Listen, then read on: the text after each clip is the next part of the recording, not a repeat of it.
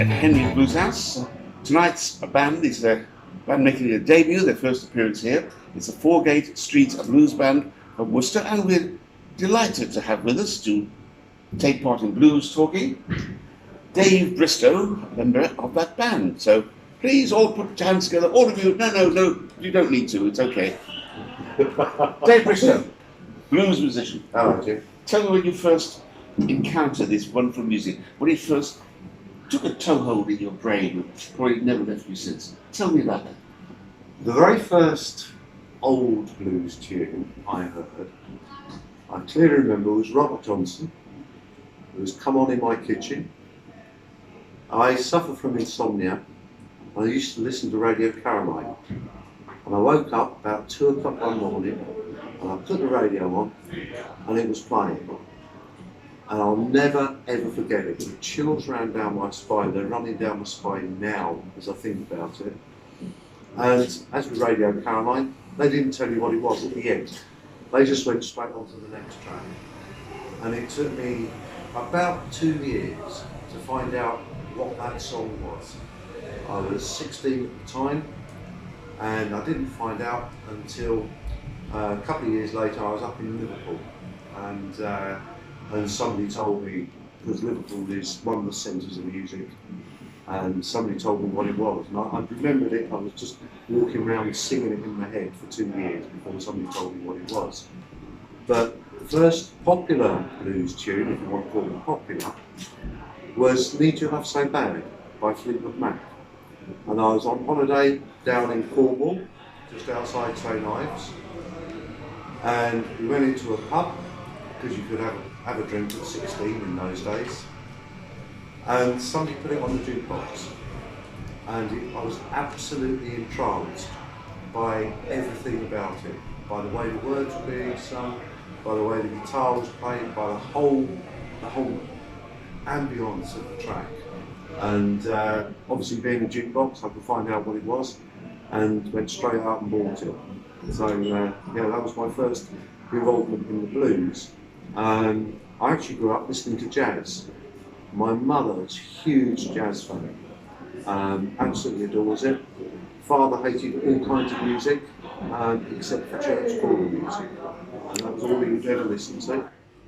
But Mum used to listen to a lot of jazz, and when I was as young as 4, she had 2 78s that she used to put on all the time. One was Paul Robeson, the Lazy Bones, and the other was Jack Parnell, Vic Parnell Orchestra.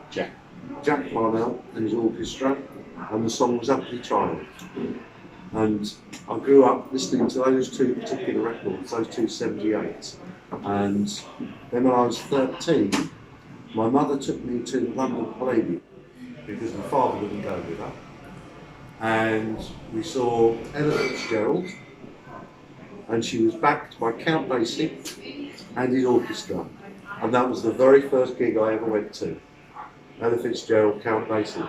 I haven't seen as good a gig yet, I can tell you that, and I've seen a few, but I haven't seen anything like it.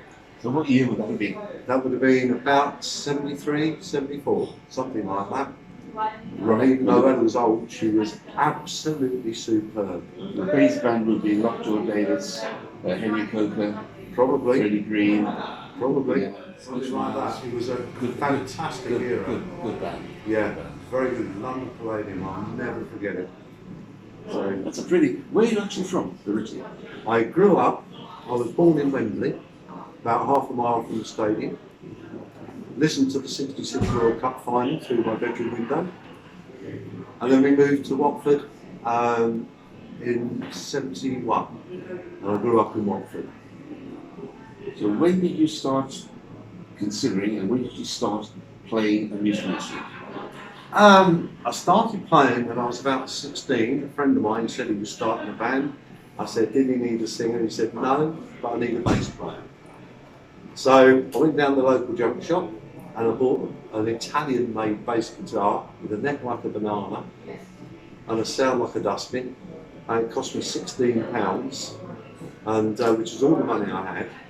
And I had to walk home from Harrow to Watford, carrying this bass guitar. And Yeah, so I started playing that, and I had that for about 6 months, and then I was in the Queen's Road music shop in Watford, and I saw this bass guitar hanging on a wall. It was a 1967 Baldwin 704, and I said, "How much do you want for that?" He said, £47. So I bought it. He said, "You'll never want another bass guitar." And here I am, over 40 years later, and I still have that same bass guitar. And it's the best bass guitar. And I started playing by playing bass. And the first couple of bands I was in, none of them were long-lived.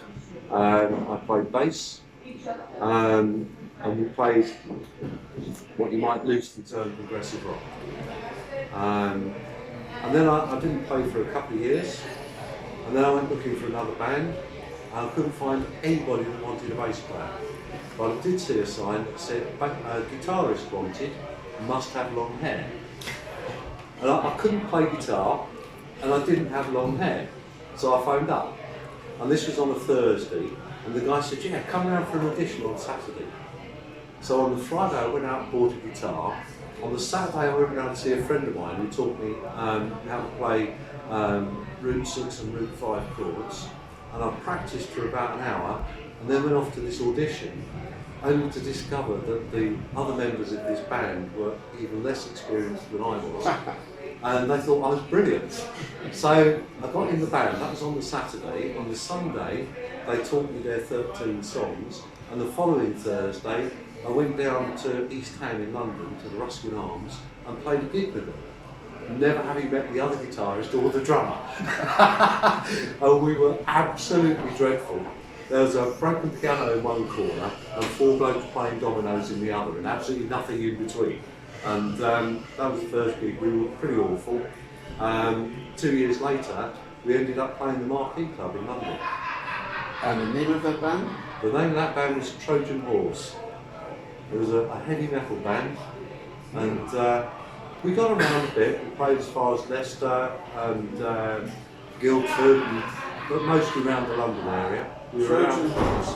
Yeah. Was that about 1973? No. There was another band called Trojan Horses then. We were in the early 90s. Oh. And yeah, we were the first unsigned band to headline the Marquee Club since Jimi Hendrix. Wow. Which Which was something. We got played on the Friday Night Rock Show a few times, and it was good. But we were doing a tour in Ireland, and I woke up one morning with about £3 in my pocket, maybe 5 cigarettes left, next to a girl whose name I never did find out, and I thought, I've really had enough of this. of the girl or the music business? Of the whole lot, of everything.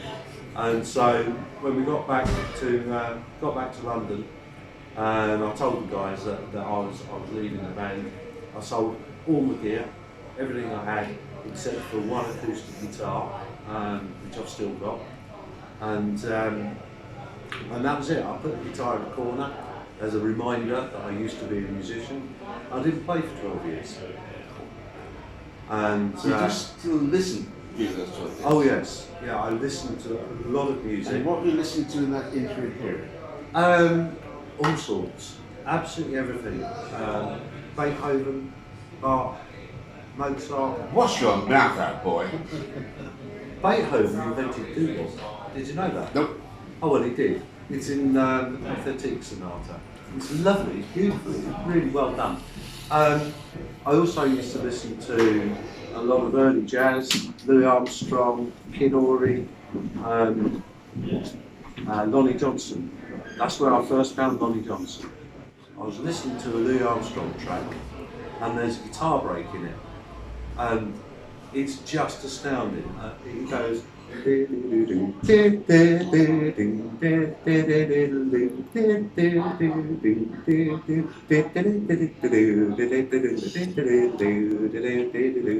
It's absolutely fantastic. And underneath are the chords going on. And I looked at the record sleeve, and there's only one guitarist on this track, and it's Lonnie Johnson. I thought, I've got to go and find this man. So I went out and started buying Lonnie Johnson stuff. And through doing that, that rekindled in me what I'd felt when I first heard that Robert Johnson play. after years of playing heavy metal and playing rock music, all of a sudden the blues hit me. It was like I'd grown up as a musician and as a listener. And then I really started listening to the blues. And I was lodging with a family, and the woman in the house, she was really into blues, really into blues. So she and I, much to the disgust of her husband, we used to go off to see gigs together. And that was the first time I saw B.B. King, who changed my life. It was the Royal Festival Hall, and we just literally went down there and bought a couple of tickets on the door. And we sat there and I listened to Ruby Turner as a support act, and she was fabulous. But B.B. King came on, I will never ever forget. He played an instrumental. It started with just a tiny, tiny little guitar figure, which the pianist echoed. And B.B. King played another guitar figure, the pianist echoed. And it wasn't a straight pentatonic scale, it was a very unusual scale. Had some beautiful passing notes in it. And this thing built, the other guitarists came in, the bass player came in, the drums came in, the brass came in. By the time they finished, it was absolutely huge, and it was just rocking the place. But it was so beautiful to play, and it was so soulful and so poignant. There was not a dry eye in the house, not one. And he got to the end of it, and I remember there was almost silence because people were so moved by what he played. And the next moment, everybody's up and dancing. They couldn't help it. They could not help it. And it was so powerful. It was absolutely extraordinary. And I ended up going to see B.B. King. I think I saw him 7 times. The last time being in Birmingham when he had Peter Green playing. And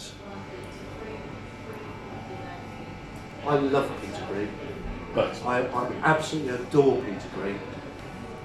I was fortunate enough many, many years ago to meet him, and he was playing in a duo at the time called Black and White with a guy called Stan Matthews, who worked at Rushworth's, the music store in Liverpool. And I got to know Stan through going down. I didn't take any guitars to Liverpool with me when I went, so I used to go down to Rushworth's and sit there and play in the afternoon, just so I could keep playing. And Stan and I got talking, and he said, like, come to this gig, I think you might like the guy I played with. And I went, and it was Peter Green. I mean, what do you do when you meet a man who, he sang and he played on the very first popular blues song I ever heard. He changed my life with that song. What do you say to the man? There's very little you can say, isn't there? But he was a lovely man. He was just so grounded and down to earth and so enjoyable to sit and chat to. And he told me something which I've never forgotten. He said, it's not the notes you play, it's the notes you leave out that matter. And I think that's very wise, because too many guitarists, they're playing as many notes as they can fit into a bar, and they've lost the point. They've lost the plot, some of them, but they've completely lost the point. That music is a story, whether it's the lyrics, and in the blues, the lyrics are always a story, aren't they?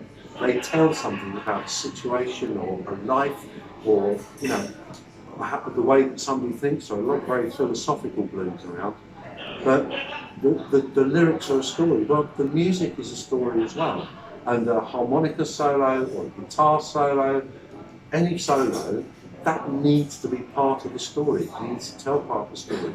And when you tell a story, it's not just word after word after word after word after word. How quickly you there's nuance in it. There's expression in it. There are gaps. There need to be gaps here and there, so that people can take in what you said. And it's the same with playing guitar. It's the same with playing music. And so when people hear the Foregate Street Blues Band, I'd like to think that what they hear is a series of stories. Some of the songs we wrote, I wrote, Andy might have written the lyrics, I wrote the words, the music, or I might write the whole song. But every song we do, or choose to do, has some place in our lives and tell a story about one or other life within the band. And I've been very fortunate in as much as I have had an appalling life, and it's given me an awful lot of different subjects to write blues songs about. So if I write from the beginning, my first girlfriend died when I was 16. I suffered brain damage in a motorcycle accident when I was 22. My first wife left me. I've been homeless twice. I've been jobless more times than I can count. And so I've got a wonderful, rich fund of things to write songs about. And I can pick many, many old blues songs, and I can relate them to my own life, which I think is wonderful, because it means when I sing them, I'm not singing them because somebody else wrote words. I'm singing them because I feel them. I feel them in here. I can sing a song about living on the streets because I know what it's like. I feel it every time I sing it. So it takes me back. So within Foregate Street Blues Band, what proportion of original songs are there as distinct from standard blues repertoire? We have a repertoire of about 67 songs, I think, now. 31 or 32 of those we wrote ourselves. Some of them I wrote for when I was playing as a solo artist, and some I've written especially for the band. So half and half, so really? About half and half, yeah. So we try and keep it like so that. think of your influences. Is there any Robert Johnson there? Is there any BB there? Robert Johnson is a huge influence in terms of the way he wrote songs, the way he put songs together, and the chord shapes he used, because the chords that Robert Johnson used, quite often they are partial chords, dyads, or they're linked with just passing notes, and that's really, really important. And the way he linked his thumb work with those dyads is quite unique among blues guitarists. Nobody else does it quite like he did, because he's melded Son House, Skip James and Lonnie Johnson into one unique style. Now, so when you look at the stuff that Robert Johnson played and try and play what he did, I've been through all the songs I can learn to play from a book written by somebody or other, whose name escapes me right now, Scott Ainsley, who transcribed as many of the songs as he could. And you find that the way that Robert Johnson puts his songs together musically is really different to the way that anybody else did. And I find that interesting. The closest really is Lonnie Johnson in his early blues days, when he didn't get stuck in that 12-bar thing that he was doing just after the war, where it all had that same little figure in it, you know, time after time, which actually got quite boring, which is a shame really for such a great guitarist. But I love Robert Johnson. I love the way he puts songs together. There are a couple of songs that we do that, if you like, are very heavily influenced by Robert Johnson. I'm influenced by Lonnie Johnson, but more by his vocal phrasing than anything else. In terms of composers, the guy that possibly has influenced me more than anybody else is Tom Lehrer. Have you ever heard of Tom Lehrer? The poet? No, the American mathematician. Tom Lehrer was a mathematics professor at Harvard University, and he had a brief period of global fame in the late 50s.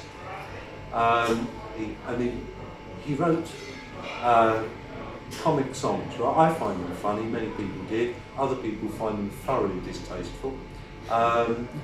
But that's their choice. And I've listened to Tom Lehrer all my life. My mum and dad went to see him in 1959 in London, which I think was the only concert he ever played in the UK. He only played 23 concerts in his life, and his fame extends far beyond what he actually did. He recorded 2 albums and played 23 concerts, and he's wonderful. But the way he puts his songs together is fantastic, because he breaks up what could otherwise be a very monotonous song with intricate little phrases or middle eights or bridges or choruses, and it's absolutely fantastic. And so when I write songs, I'll quite often put a bridge into a straight 12-bar blues song, just because it breaks it up. Now, one of the things about the blues is you could play 20, 30, 12-bar blues one after the other, and it is definitely dull to play, and it's quite possibly definitely dull to listen to. So we'll do 32 songs tonight. They're all blues songs, apart from one, I think. You'll have to excuse us. We do it because we like it. But of those, only 11 are 12-bar blues, straight 12-bar blues. The others have little bits and pieces in, just to try and break it up, because 12-bar blues is not particularly challenging. Early blues was far more varied.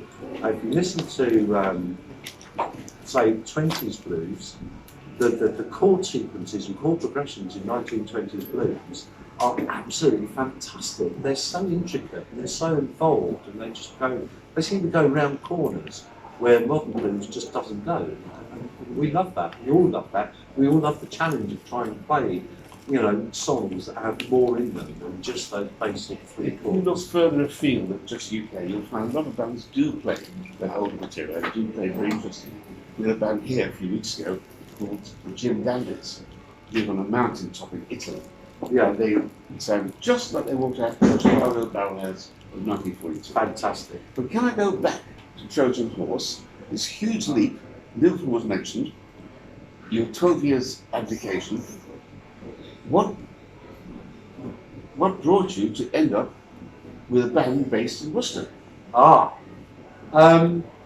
had the 12 years not playing, and the firm I was working for went bust, went into receivership. I have to ask you, you had a real job? I had a proper job, yeah. A proper job? A proper job, What were yeah. you doing, for heaven's sake? Well, I wasn't earning anything out of music, I had to do something. What were you doing? Don't say you were an accountant or a lawyer. I was going to say yes. I'm a debt collector. Oh, I understand. That'll give me the blues. Is that all right? Yeah, right. I'm a debt collector. So the firm I was working for went bust, and I was kicking my heels, sitting there with nothing to do. And my wife said to me, "Why don't you pick up the guitar and sit in the car and play? And if they want you, they'll come and find you." So I started taking the guitar to work, and I'd sit in the car all day playing guitar. And when I very first started, I thought, what do I want to play? I thought, I want to play blues. I want to learn to play blues. So I started teaching myself to play blues, and I started with the iconic photograph of Robert Johnson, sitting there with his guitar, and he's got his hands on the neck, and I think he's playing, I think it's a B7.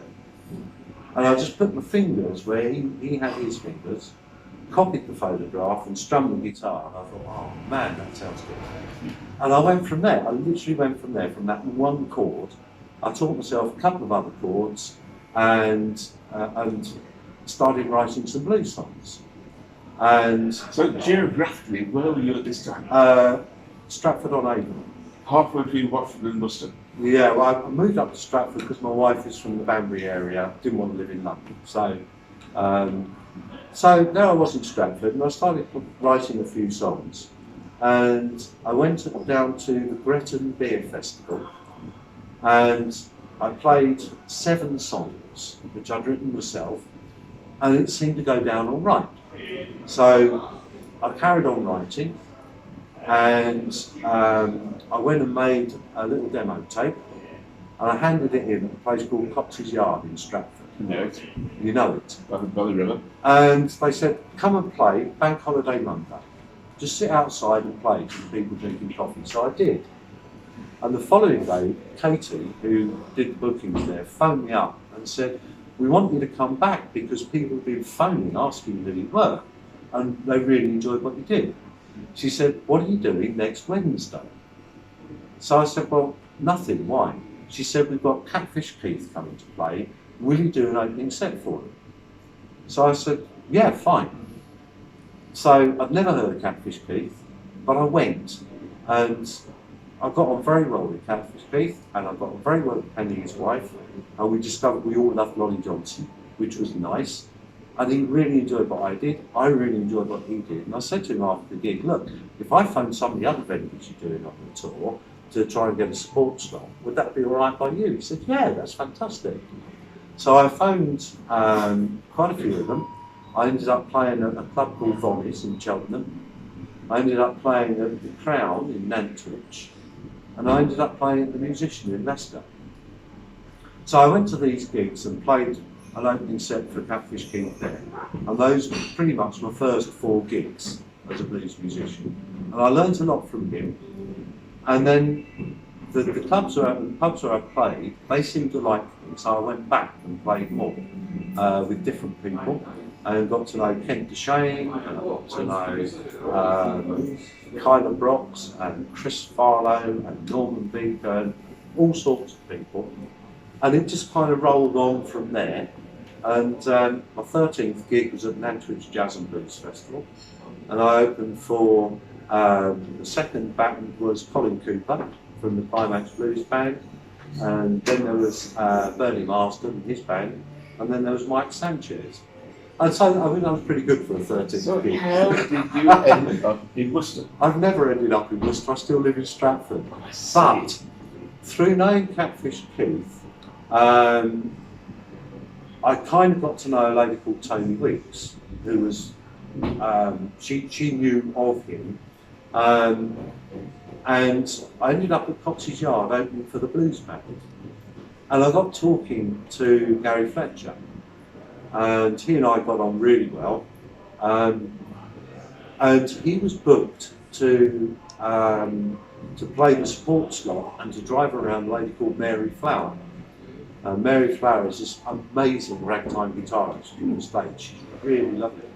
And 2 weeks before the tour, Gary's son had an accident and Gary couldn't do it. And he suggested to Tony Weeks that maybe I could do it. And so she knew of me, so she phoned me up and said, could I do it? And while I was working, I spoke to my boss and he said, yeah, take 2 weeks off, that's fine. So I ended up playing with Mary Flower for 2 weeks, all around the country, did that tour, and it was publicised in quite a lot of places, including Blues in Britain and Blues Matters. And a guy called Bob Jones, who lives in Worcester, had seen the article in Blues in Britain, and he also saw an article in the Worcester local paper, which is run by the same people as Stratford paper. And so he phoned me up and said, I run a club down in Worcester, the Cellar Bar, would you like to come down and play? So I said, yeah, right, I'll come down and play, because I just love playing, I'll play anyway. So I went down and played the slot at the Cellar Bar. And I guess I did that for 9 years or so. And about 3 years in, Bob got a new band together, which had Andy and Darren, who are now playing with me, in his band. And so I got to know these guys, and I've always loved the way they play. And they got to know me, and I'd like to think that they like the way I play as well. They've told me that, but they might just be wanting their wages, you know. But so you got to know. So Worcester to Stratford is about a 45-minute drive on a good day, and it didn't seem that far. And I'd done 3 solo albums, and I wanted something different for the 4th album. And I said to the guys, look, would you come and play on it? So I've got a bit more texture, a bit more dynamics. And they said, yeah. So they came round to my house one December's evening, and we sat and we just jammed in my living room. And my wife came out halfway through, and I trust my wife when it comes to matters musical because she's the musician in the family. And she said, it sounds fantastic. She really enjoyed it. And so we just said to ourselves, you know, let's keep going, let's see what happens. Well, and, David Bristow, and that was it. David, we've run out of time because you're on stage in 8 minutes. Have we 2 minutes left for any questions? You are normally not at all slowly coming forward. What would you like to ask them? Well, I wasn't here at the beginning because I did get my phone, it's charging, by the way. Well, Well, I always ask what was the very first thing that you listened to, or what inspired you to make a life in music? Because we all have been inspired by something. I didn't want to be an accountant. You wanted to be an No, I accountant? didn't want to be an accountant. I wanted something that my father would disapprove of. So I chose music. I think that's a brilliant way to end. We can play you back at the beginning of the interview where we tell you exactly what interests us further. Let's put our hands together for David Bristow and wish him Godspeed up those stairs. Absolutely.